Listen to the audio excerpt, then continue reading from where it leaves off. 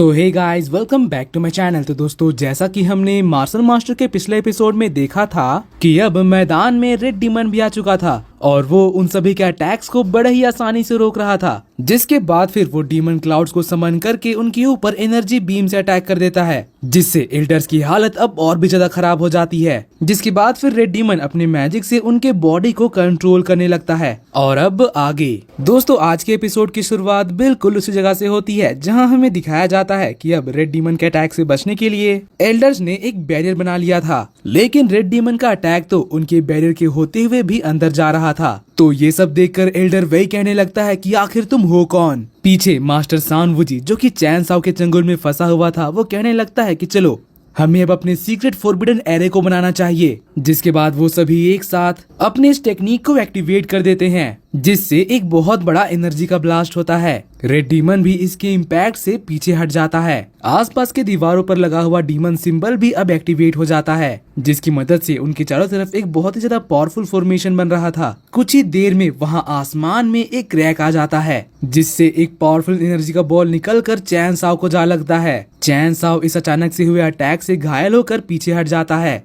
वहीं बात करें एल्डर्स की, तो फॉर्मेशन की वजह से उनकी पावर अब बहुत ज्यादा बढ़ गई थी। सान वुजी अपने अटैक को फॉर्मेशन से एम्पलीफाई करके यहाँ पर सभी को कैद करने की कोशिश करते हैं। चैन साओ को फील होता है कि इस फॉर्मेशन की वजह से उसके बॉडी की ट्रू एसेंस कैद हो गई है, और तभी वो देखता है कि यहाँ का आर्किटेक्चर भी अब बदलने लगा था। चैन साओ बताता है कि ये लोग यहाँ पर डीमन रेल्म के गेट को जोड़ने वाले हैं, हमें इसको किसी भी हाल में रोकना होगा। और फिर एक एनर्जी ब्लास्ट करके चैन साओ उसके कैद से आजाद हो जाता है, और साथ ही रेड डीमन भी अब उनके कैद से आजाद हो चुका था। वहीं चैन साओ मल्टी स्वॉर्ड फॉर्मेशन से एल्डर्स के ऊपर अटैक करने बढ़ता है। दोनों के अटैक्स टकराते हैं, जिससे यहाँ पर एक बहुत बड़ा एनर्जी का ब्लास्ट होता है। फिर सान वुजी कहता है कि इन लोगों की पावर तो फॉरबिडन फॉर्मेशन की वजह से सप्रेस हो गई है, लेकिन इसके बावजूद भी आखिर ये इस तरह के अटैक्स कैसे कर पा रहे हैं। जिसके बाद सान वुजी गॉड सीक्रेट टेक्निक को एक्टिवेट करता है, जिससे सारे एल्डर्स की अटैक मिलकर एक पिलर में जाकर लगती है। चैन साओ उनको रोकने के लिए अपने रस्टी स्वॉर्ड से अटैक करता है, मगर उनका बैरियर पिलर की एनर्जी लेकर अब और भी ज्यादा स्ट्रॉन्ग हो गया था। चैन साओ इसलिए दोबारा कोशिश करने लगता है कि तभी रेड डीमन आकर उसको बताता है कि हजारों साल पहले हमारे डीमन क्लैन के एक पावरफुल वॉरियर जंग में बहुत ज्यादा घायल हो गया था, मगर उसकी सोल जिंदा थी, इसलिए उसको सेल्फ रिपेयर के लिए एक डीप स्लीप में भेज दिया गया था। और अभी ये लोग जिस फॉर्मेशन का इस्तेमाल कर रहे हैं, उससे तो यही लग रहा है कि ये लोग उसी डीमन वॉरियर को एक्टिवेट करने वाले हैं। अगर ऐसा हुआ तो बहुत बड़ी प्रॉब्लम हो जाएगी, क्योंकि वो हमारे डीमन क्लैन का one of the most powerful warrior था। उसके सामने मेरी पावर भी कुछ नहीं है। हमें जल्द से जल्द इनके फॉर्मेशन को तोड़ना होगा। इसलिए फिर चैन साओ मल्टी स्वॉर्ड फॉर्मेशन में इटर्नल विल की एनर्जी डालकर उनके बैरियर के ऊपर अटैक कर देता है, जिससे फाइनली उनका बैरियर क्रैक हो जाता है। मगर अब बहुत देर हो चुकी थी। बैरियर के टूटने से पहले वो पिलर अब टूट चुका था। रेड डीमन भी कहता है कि अब बहुत देर हो चुकी है, क्योंकि वो डीमन वॉरियर अब आजाद हो चुका था। उसकी ऑरा बहुत ज्यादा टेरिफाइंग थी। सभी लोग उसकी डार्क एनर्जी महसूस कर पा रहे थे।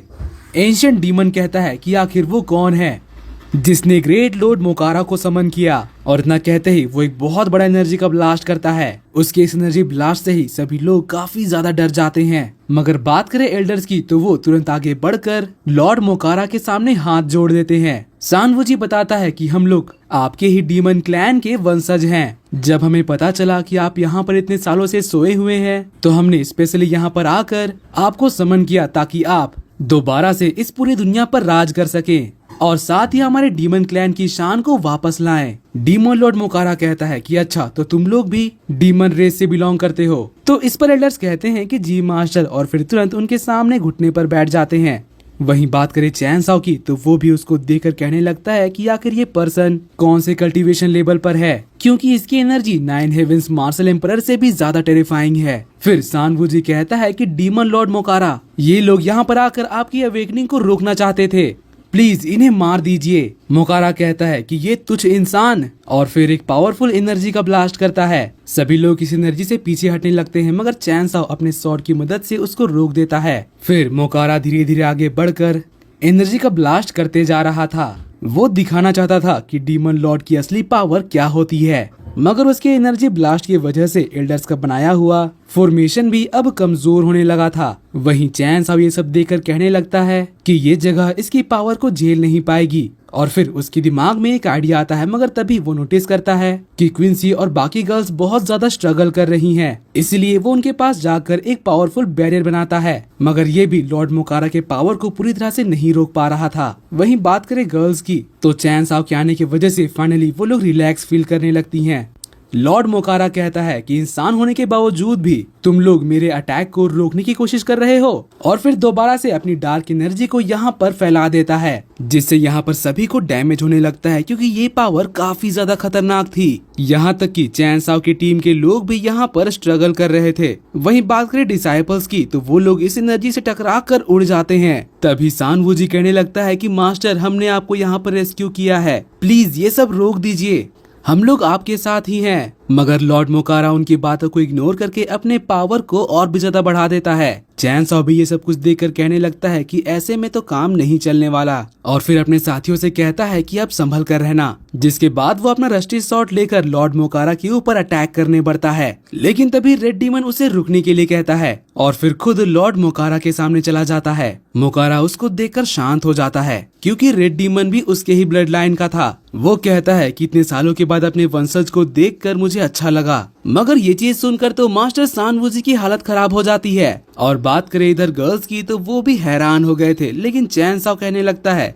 कि मैं तो ये बात भूल ही गया था कि रेड डीमन असल में ब्लड डीमन सेक्ट का किंग है, तो नेचुरली मोकारा को वो अपना लगेगा। एल्डर्स तो बहुत ही ज्यादा परेशान हो गए थे। वो कहने लगते हैं कि लॉर्ड मोकारा, प्लीज इस आदमी की बात मत सुनिए, इसने और इसके साथियों ने तो मिलकर आपकी अवेकनिंग फॉर्मेशन को डिस्ट्रॉय करना चाहा था, इसलिए माय लॉर्ड प्लीज इनको मार दीजिए। लॉर्ड मोकारा यहाँ पर उसकी बात सुनकर सोच ही रहे थे कि तभी रेड डीमन कहने लगता है कि तुम मामूली इंसान डीमन मैजिक सीख कर यहाँ पर मेरे लॉर्ड मोकारा को धोखा देना चाहते हो। क्या तुम्हें लगता है कि लॉर्ड मोकारा इतने बेवकूफ है कि वो अपने वंशज की बात ना मानकर तुम्हारी बात मानेंगे? सान वूजी और उसके साथ ये सब सुनकर अब बहुत ही ज्यादा परेशान हो जाते हैं, और फिर सान वूजी कहने लगता है कि आखिर तुम ये क्या बकवास कर रहे हो? लॉर्ड मोकारा, इसको तुरंत मार दीजिए, हम लोग आपके डीमन रेस के वंशज हैं, आखिर हम आपको कैसे धोखा दे सकते हैं? मगर लॉर्ड मोकारा यहाँ पर बस उनकी बातें सुन रहे थे। फिर रेड डीमन कहने लगता है कि मैं एक ट्रू डीमन हूँ, और वो भी कोई मामूली डीमन नहीं बल्कि ब्लड डीमन सेट का एम्परर यानी कि राजा हूँ, और तुम जैसे मामूली लोग यहाँ पर हमारे सामने बोलने की हिम्मत कर रहे हो। मास्टर सान वूजी ये सुनकर पूरी तरह से हैरान हो जाता है और कहने लगता है कि क्या तुम सच में एक डीमन हो? तो इसके जवाब में रेड डीमन कहने लगता है कि तुम्हें क्या लगा था? जिसके बाद वो एक पावरफुल डार्क एनर्जी का ब्लास्ट करता है और फिर ऊपर हवा में जाकर कहने लगता है कि ब्लड डीमन सेट का एम्परर, मेरा नाम इटर्नल नाइट डीमन लॉर्ड है। और इतना कहते ही वो अपने असली रूप में आ जाता है। तो ये चीज देखकर अब सान वूजी कहने लगता है कि लॉर्ड मोकारा, ये लोग यहाँ पर झूठ बोल रहे हैं,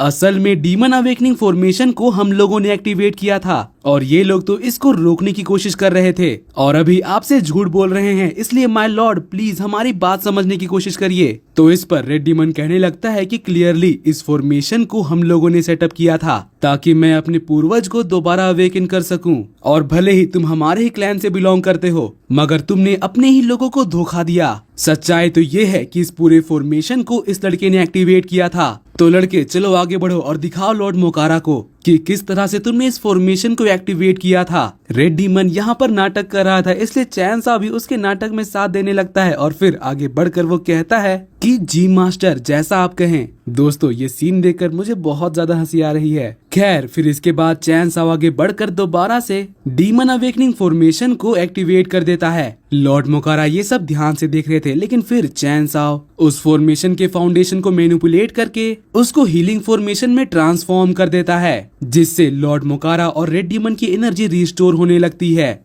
लॉर्ड मोकारा अब ये फॉर्मेशन देखकर बहुत ज्यादा इम्प्रेस्ड हो गए थे। तभी रेड डीमन उनको बताता है कि भले ही ये लड़का एक इंसान है मगर ये पूरे दिल से मेरी सेवा करता है और इसने ही ग्रेट डीमन लॉर्ड मोकारा की अवेकनिंग फॉर्मेशन को सेटअप किया था। और रही बात इन लोगों की, तो ये बस आपका साथ पाने के लिए यहाँ पर नाटक कर रहे हैं। लॉर्ड मोकारा अब ये सुनकर गुस्सा हो जाते हैं। तो सान वूजी अब आगे बढ़कर कहने लगता है कि तुम बकवास करना बंद करो, ये डीमन अवेकनिंग फॉर्मेशन को हम लोगों ने सेटअप किया था। तो फिर अब इस पर रेड डीमन कहने लगता है कि अगर ऐसी ही बात है तो फिर क्यों ना तुम दोबारा से इस अवेकनिंग फॉर्मेशन को सेटअप करके दिखाओ, फिर लॉर्ड मोकारा खुद ही देख लेंगे कि तुम्हारे अंदर कितनी काबिलियत है। मगर सान वू जी को तो ये फॉर्मेशन सेटअप करना आता ही नहीं था, इसलिए वो चुपचाप हो जाता है। वहीं लॉर्ड मोकारा ये चीज देखकर कहने लगते हैं कि मुझसे धोखेबाजी, और फिर एक एनर्जी का ब्लास्ट करते हुए कहते हैं कि मरने के लिए तैयार हो जाओ। जिसके बाद वो मास्टर सान वू जी और उसके साथियों को पकड़ लेते हैं और उनके बॉडी की सारी एनर्जी को अपने अंदर एब्जॉर्ब करने लगते हैं।